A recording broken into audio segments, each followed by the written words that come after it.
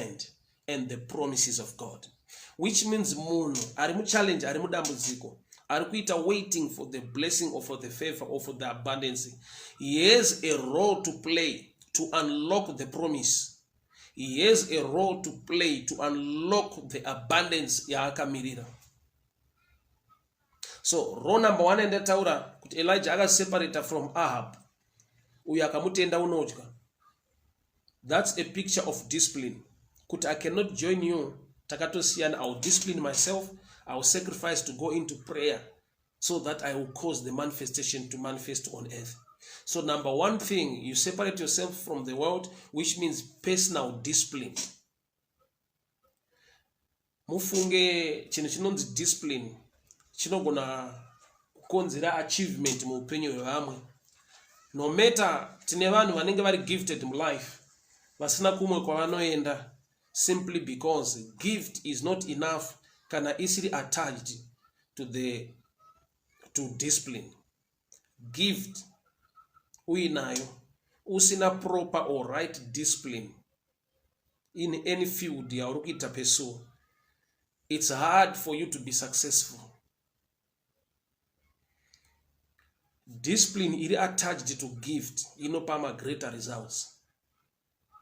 Here is a prophet, a great prophet of God, but he chose to discipline himself, his own flesh.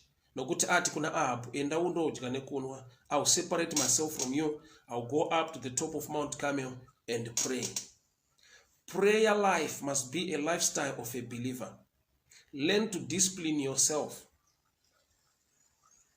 So, my key is to unlock at the promises of heaven. Number 1 is discipline. Number 2, a prayer life. Number 3, kubani patience. Kudako kuti paakanzi there is nothing, he was not moved. Akaramba akamira. He was patient enough to wait upon the Lord. Paatuma muranda unotaridza towards the sea. I've seen something small like a man's hand rising. Which means the hand of man plays a role to unlock what's in the hands of the Lord. The hand of man plays a role to unlock the abundance of heaven. So sometimes the devil come to you and whisper to you, kana mwari vangovimbisa, things will just automatically manifest by power. Tarisai mukadzi anonzi Maria kana kuti Mary wasarudzwa nedenga to carry the pregnancy yekuti abereke Jesu. Mubvunzo waanoita wokuti zvinogona sei ndisina kuziva murume hausi mubvunzo wakatakura doubt, mubvunzo wakatakura kuda kuziva. Why? Nokuti paakaziviswa the Spirit of the Lord will overshadow you. Akabva aziva kuti Joseph is not supposed to be close to me until ndabereka mwanao. Kureva kuti paakapiwa mazwi iwayo kuti the Spirit of the Lord will overshadow you, zvakamupa kurarama a life in a discipline. Remember, she was engaged to Joseph. They were in love. Saka chaanofanirwa kuziva is to separate himself even vari mu relationship kudaro. Why? Nekuda kuti arikuda kuprotecta chakavimbiswa naMwari kuti chimanifeste muupenyu hwake. So Mary wakademanda discipline, waka-exercise discipline. She was in love with Joseph, but audzwa kunzi chao chatakura ndechemweya mutsvene. Kuda kuti nyangwe anga ari mu relationship, but I keep her a distance, personal discipline, kuti zvakavimbiswa nedenga zvimanifeste muupenyu hwake. So discipline is so important. So Elijah said to the men, go and look towards the sea. He got a revelation yakuti chese chavimbiswa nedenga chavimbiswa naMwari chine chekuita nezvatakaitirwa kare naMwari. Tine ma-systems atinofanirwa kupinda maari. I'll give you this understanding. God is a miracle working God, but is also a God who works with the systems, strategies, or plans. For example, munhu achisikwa naMwari akasikwa kubva muguruva refu. but munhu akasikwa kubvuwa muguru waRevhi akapiwa a word of command yekuti multiply, abereke, ave reproductive. So munhu wese ari panyika now is a result of reproduction, not creation. So there is a stage yekuti Mwari unoita a miracle. He creates something out of nothing. There is also a stage yekuti he creates something out of something. Somebody is saying there is no audio. I don't know. Maybe beside kwake. Just let me know so I'll continue. If you can hear me so clearly, let me know. They're going to continue because I wanna somebody type no audio. Kana uchindinzwa, just let me know. Kana ndichinzwika, let me know because somebody is saying hakuna audio, haskunzwa anything. So if you can hear me clearly, just let me know kuti ndigone kucontinue maybe or audio report. I will find. Thank you. So a man's hand plays a role to unlock the promises of God. That's why munhu paadzoka ati ndaona chinenge chibakera, something small like a man's feet rising from the sea. Mvura inofanirwa kunaya, it must fall, rain must fall down. But uyu avimbiswa abundance of rain inofanirwa kunaya nekudzika pasi. Ari kucheka ma systems ari pasi kuti pane chiri kurise here. So rising and falling actually zvinenge zvinhu zviri opposite. Why? Because chiri kurise nechinofanirwa kuita fall. Zvinhu zvinenge zviri kutopikisana. It reminds me or it takes me to the book of Genesis. Nyaya murume unonzi Jacob. Arara panzvimbo inonzi Bethel. Akarota a ladder. Paine ngirozi dzaikwidza nekudzika. Pamusoro peladha Mwari vachitaura vakamira. The Lord was standing on top of that ladder saying, I am with you wherever you go. I'll bless you till you come back to this place. Zvoreva kuti akarota paine a strategy. Manera anobva panyika achienda kudenga. There are things that God used to bless you, but there must be a ladder, a system, a cooperator. Remember, angels, they don't need a ladder to go up or to go down. They can just appear, they can also fly. But we akarota ngirozi dzaikura kuti the supernatural was operating upon a natural system. I'll repeat. A ladder is a natural system. Yekuti munhu anokwira manera achienda mudenga. A ladder is a natural system. Yekuti munhu anodzika kudenga achiuya pasi. Only man needs a ladder because men cannot disappear and appear, or a man cannot fly. But he saw in a dream angels dzaikwira, ascending and descending. Kuda kuti Mwari vari kumupa a picture kuti I'm going to bless you supernaturally, but the supernatural blessing will be attached on a natural formation or system. So although he is a miracle working God, but most of the promises akavimbiswa munhu, they are supernaturally given to men on a natural platform. That's why shoko richiti, I'll bless the work of your hands, which means the blessing is there, but it's not gonna go attached on you when you put your hands on something or on work.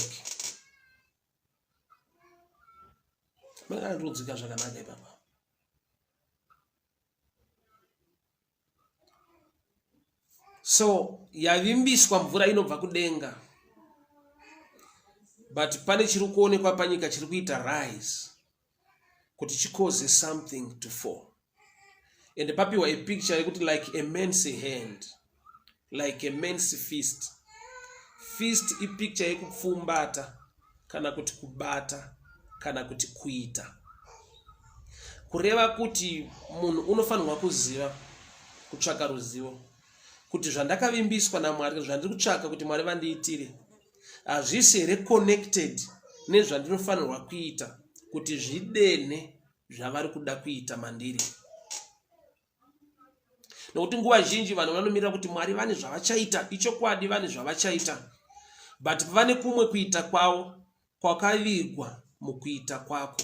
Although uri muchallenge, remember nyika yanga ine famine, ine drought for 3 years, but Elijah famine mudrought imomo anoti go and look towards the sea. Sea water imvura inovava.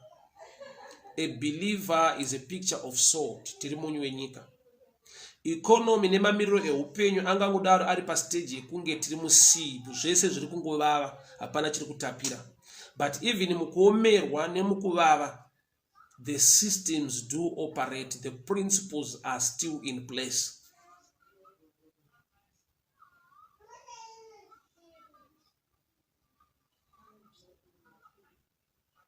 Zvakafanana nekuti pane challenge yaitika mune murwere wamatakura nemotokari.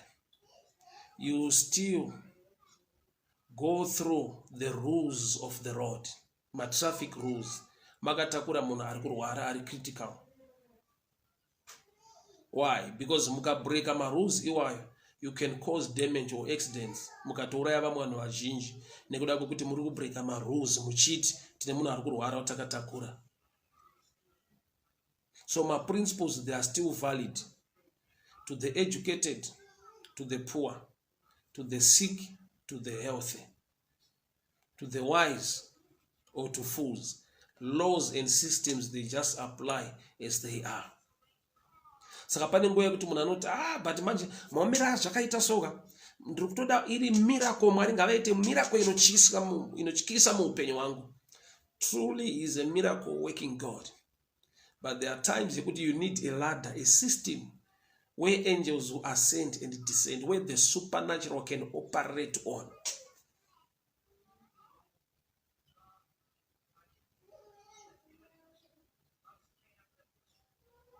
You need a system where angels can descend and ascend, a ladder system.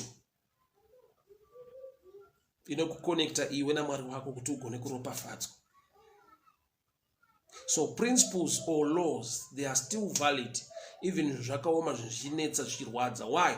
That's why pano panzi something small. Sea igungwa, inzvimbo yakakura, but nekuda kwekuti kwakaoma kune drought, hapana kutarisirwa kunzi pasimuke something big. Something small, like a man's hand from the sea. Which means at your level, at your capacity, you can do something small to unlock something big. Neimwe nguva Jesu akandogara muchechi, iri nguva yekuti vanhu vaibvisa offering muchechi. Bible rinoti kwakauya mukadzi, shirikadzi yakauya ikabvisa macoins. Jesu ndokubva akomenta pamusoro pegiving yemukadzi uyu, ndokubva aisa comment kuti mukadzi wabvisa zvizhinji, kuda kuti Jesu ari kuona sea water, kuomerwa, kuvava kweupenyu pamusoro pemukadzi uyu, but ndokubva aona kuapplywa kweprinciple. Jesu haana kuti aiwa chitorai mari mudzorere mukadzi uyu nokuti ishirikadzi. Jesu wakakomenta achitoti wapa nekupa kukuru. Why? Because Jesu uri kutarisa from the abundance of the heart, uri kutarisa pacondition nemamiriro eupenyu hwemunhu. In other words, Jesu ari kuti munhu agona kuita zvakanaka zvinodenha denga nekuda kwekuti nyangwe ari shirikadzi haana kugara pakupa Mwari wake nekushandira Mwari wake. People of God, whether poor or rich, kuwana kwevanhu kunosiyana, hatingafanani, asi chatinofanana kuita zvinotaura shoko raMwari at your level, at your capacity. Something small. All right. So Elijah said, go and tell Ahab, hitch up your chariot and go down before the rain stop you. Elijah ari kuudza muranda wake kuti chiudza Ahab atore mabhiza ake atange kuenda nokuti mvura ichazomutadzisa kufamba. But I want to show you something. Iye Elijah wacho haana transport yainayo, haana mabhiza ipapa. but ari kupa warning kumunhu ane mabhiza ane ngoro kuti chikasika kuenda unonayiwa nemvura. Pane chaari kudenha, pane charada kutiratidza panapa. Bhaibheri rinoti Ahabhu atasva bhiza rake, machariotsi ake aenda. The power of the Lord came upon Elijah. Tucking his cloak into his belt, he ran ahead all the way to Jezreel, ahead of Ahab. Elijah munhu wandinofarira unoisa mwari wake pakona kuti apruve kukona nesimba ramwari wake. Remember, mvura isati yauya apa akambodzika moto, but iye paauta paanoda kuti idzike moto, iye akatanga adira mvura pahuni dzake. Mvura tinoziva ichidzima moto, but Elijah paakaisa mvura paatari nehuni dzake waida kupruva kuvanhu kuti moto watakamirira hausi moto uri ordinary. Our God is a consuming fire. Kana vanhu vakaedza kudzima blessing yako, as long yabva kuna Mwari, hakuna mvura ingadzime moto wekudenga. I don't know whom I'm talking to, but there will come a time yekuti kune vanhu vari kwatingati kudira jecha, vari kudira mvura muzvinhu zvaunoronga nezvaunotarisira kuti Mwari vakuitire. I've come to strengthen you. Our God is a consuming fire. Simba nenyasha dzaMwari hadzigone kudzimwa nekutaura nekuronga kwevanhu. So aripo paMount Carmel ataurira Ahabhu kuti enda. Bhaibheri rinoti mweya waMwari wakabva uya pamusoro pake, akapiwa speed, akaita run ahead of the chariots. Mabhiza anomhanya, zvikuru sei mabhiza amambo. But Elijah wakava nesimba raMwari rakamupa speed to overtake the chariots of men. Pane nguva yekuti too much begging or asking from people will limit another dimension of God to operate muupenyu wako. It's good to be helped at certain times, but the best is to trust upon the Lord, who can give you speed than the chariots of men. Imagine akakumbira kupinda mungoro kana muchariot ya zvaita vaitakura nawoenda, but paakaregedza kupinda imomo akatrusta kuti ndina Mwari unogona kundiropafadza kusvika vamwe vanhu vadzidza kuti zvavainazvo handizvo zvine nyaya, asi simba raMwari rine nyaya kudarika zvandingagone kutsvaka muvanhu. Pane nguva yekuti Mwari vane rupafadzo yakakura yavanoda kuisa pauri, but vanokusvikira wakagara muchariot yaAhabhu uchienda kuJezreel. Vaida kukupa speed, imwe blessing iri so powerful inoita kuti madzimambo agone kudzidza, kana vaivimba nemabhiza avo vagonewo kudzidza kuti asi kuna Mwari unopa nyangwe vanhu vake speed tisina kuvapa machariots. Too much begging will limit the grace of the hand of God to operate so much in your life. Why? Mwari pavanoda kusvitsira dzimwe nyasha nechimwe chinhu, vanokusvikira wakatogara muzvinhu zvevanhu. Remember, Abraham anonzi bva ikoko kuhama dzako uye kuno ndichakuita munhu mukuru. Kuna kuti pane nguva yekuti Mwari vanoda kutora ushe hwavo nekurumbidzwa kwavo, vaioparata newo, vaita zvinhu zvinotyisa newo, zvisina vamwe vanhu vakapinda mukati mazvo.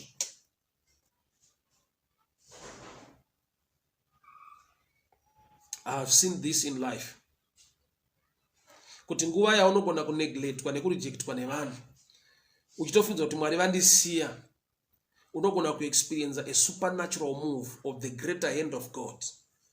Zekuti nevanhu vacho vanozoshamisa kuti munhu takamurejecta takamusiya, but onai kumberi kwaasvika. It's a time yekuti Mwari unoda kuratidza simba rake kuti rinodarika kuronga nekugona kwevanhu upon your life. Meanwhile, 45, the sky grew black with clouds, and a wind rose.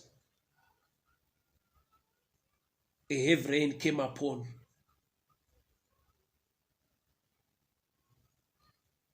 Meanwhile, the sky grew black with clouds, the wind rose. A heavy rain came on, and Ahab rode off to Jezreel. Chatatanga kunzwa panapa hasi ma clouds are black. The first cloud that I mentioned runs hero. A cloud as small as a man's hand, a small cloud, will attract more black clouds that will release abundance of rain. So the first cloud is a cloud designed by man. Gore rekutanga ratsanangurwa panapa, a man's hand. A cloud as small as a man's hand. Zvoreva kuti a man, munhu, une kagore kaanogadzira kanoattracta makore mazhinji ane mvura zhinji inoregeswa panyika. You are part and parcel of the process yezvinoda kuitika muupenyu hwako. Don't fold hands and wait. Chinonzi waiting upon the Lord. Kuita zvinotaura Mwari kusvika wasangana nezvakavimbiswa naMwari. Waiting upon the Lord. Kazhinji kacho vamwe vedu, we are wasting. We are not waiting. We are wasting time. Why? Because waiting upon the Lord is doing, not just waiting, is doing the word, acting upon the word to attract the promises that you are waiting for. Sakaona kuna Exodus, Mwari vanotaura na Moses kuti ko vanhu vamirire, tell people to move forward. Vanhu pavakatanga kuita move forward, Mwari ndokubva kuti kuna Moses, raise your hand and divide the sea. Kurava kuti chakatanga hakusi kudividwa kweRed Sea. Chakatanga is the movement of people. Why? Nokuti that move was a move of faith. There was a blockage in front. But pavakatanga kufamba, they are trusting and believing God to cross over. So mvura iri kupatsanurirwa a movement, not people who are just standing, but vanhu vari kufamba vachitrust and kubelieve. Man is part and parcel of the answer in front of muupenyu hwake. So men must know what to do. Besides praying, men must know what to do. The hand of man is also holding a key to unlock the promises of heavens. Saka makaona kuti Mwari vada kubatsira nyika nekutiponesa nekutipa salvation. Jesu haana kungodzika, asi chakaitika ndechekuti Mwari vakatarisa panyika vakasarudza Maria to carry the pregnancy. Munhu akava part and parcel of the process to bring forth salvation. So my promises mazhinji anenge akamirirwa nevanhu. Ongo we worship a supernatural God, a miracle working God. But if you don't know what to do, why? Because unenge uri part and parcel of the process or the cycle or the system. Chinhu chese chiri mucycle kana musystem, pakava nekubreakwa kwecycle yacho ane system, hachigone kuva complete.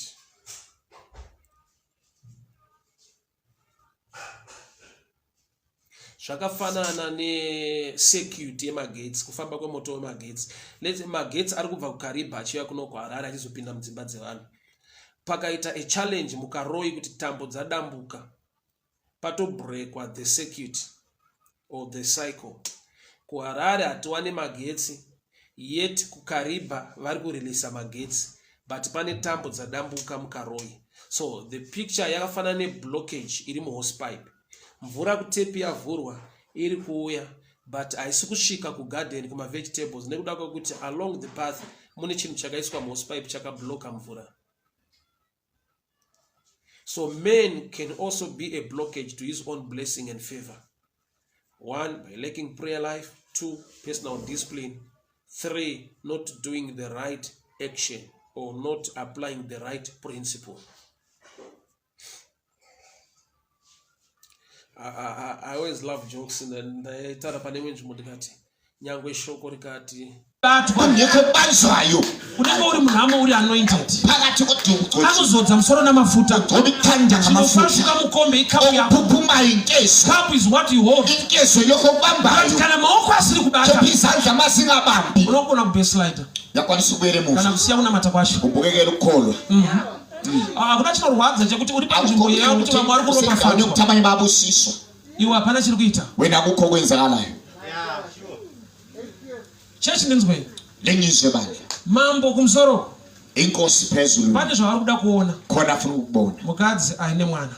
wesifazane mwana uyu ndi Jesu lo mntwana nguJesu mwana uyu ishoko lo mntwana lilizwi kurati amai vakabata mwana mukristu akabata shoko ramwana mama ubambe mntwana mukristu bambisi level ikungonzwa susukile kuzinga lokuzwa zviri nyore kuimba kululu kuhlabela kupa kune mfaro hlabelo sithi ukuphakula intokozo kupfura kugaruchira song unogona kuimaster ngoma ungayibamba satana ana problem nazo satana kana thubo lwakho kusvika wada kuita zvawaimba uzofuna ukwenza lokho kufunga ukuthi satani chinhu chaanotya satani into yesabayo kuona mutende ari kuita act the word yikubona umkholwa oyenza ukango acta zvinotaura shoko ramwari ungenza ukutsolilizwi kaNkulunkulu akuna mweya yechina akuna moya kabisi enqabelisa isifiso sakho vana vanhu vakati hatina basa newe abantu bangathi asila ndaba nawe ine basa newe wena nendaba nawe unosangana nezvinoshamisa uyasangana nokubangazayo.